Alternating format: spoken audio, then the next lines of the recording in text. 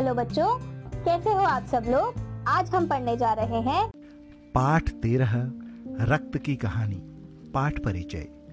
हमारे शरीर के सभी अंग महत्वपूर्ण होते हैं। फेफड़ों की मदद से रक्त शरीर के प्रत्येक भाग तक पहुंचता है। रक्त की कमी मनुष्य को अस्वस्थ बना देती है, जिससे वह बीमारियों से घिर जाता है। आइए अब पाठ को पढ़ते हैं। सुमित आंध्र प्रदेश शहर में रहता था। वह पढ़ाई में बहुत होशियार था। घर में सब उसे बहुत प्यार करते थे। वह हमेशा नई नई चीजों के विषय में जानकारी प्राप्त करने के लिए इच्छुक रहता था। एक दिन स्कूल का होमवर्क करते समय सुमित पेंसिल छील रहा था कि अचानक उसकी उंगली कट गई। टप टप खून टपकने लगा। खून देखकर वह चिल्लाने लगा, खून खून। सुमित की दादी दौड़ी हुई आई, प्यार से समझाती हुई बोली, खून निकलने से बहादुर बच्चे डरते हैं क्या। उन्होंने सुमित की उंगली पर दवा लगाई और पट्टी बांधी। सुमित का ध्यान चोट की तरफ से हटाने के लिए दादी ने उसे कहानी सुनाने की सोची।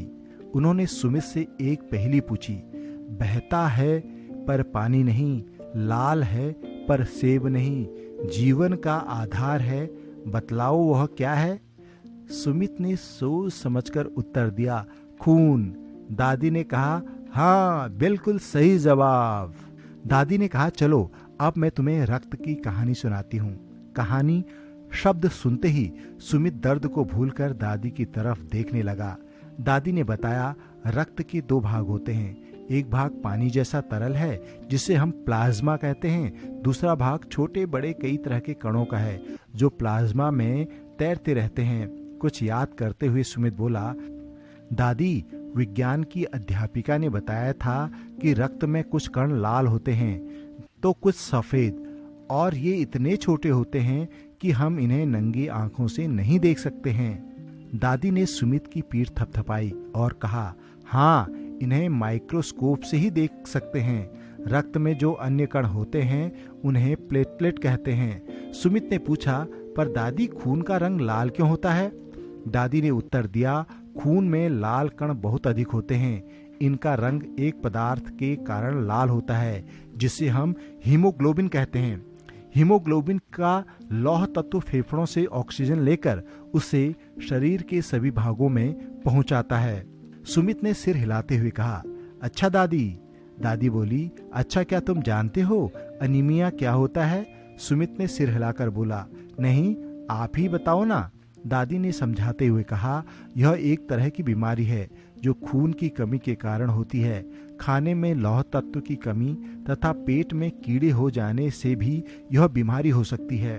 बात आगे बढ़ाते हुए दादी बोली, सुमित बताओ कि लौह तत्व और विटामिन हमारे भोजन की किन किन चीजों से मिलते हैं। दादी का यह प्रश्न सुमित को बहुत सरल लगा। वह बोला, लौह तत्व हमें सब्जियों जैसे पालक, पत्ता गोभी तथा अंडे और मांस में मिलते हैं। तुमने सही बताया। सुमित तुम जानते हो ये रक्त कण हड्डी के खोखले भाग में बनते हैं। चोट लगने से जो मवाद निकलता है वह असल में खून के सफेद कण होते हैं। ये हमारे रक्त में ही तैरते रहते हैं और विभिन्न रोगों से लड़ने में शरीर की मदद करते हैं।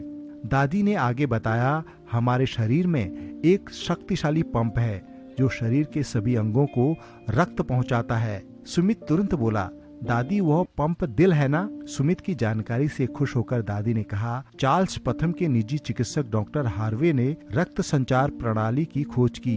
वे इस नतीजे पर पहुंचे कि दिल रक्त को शरीर के भीतर ही चक्रनुमा रास्ते में फेंकता है। इतने में ही दादी की नजर घड़ी पर पड़ी और वह बोली, आज की बात यहीं समाप्त करते हैं।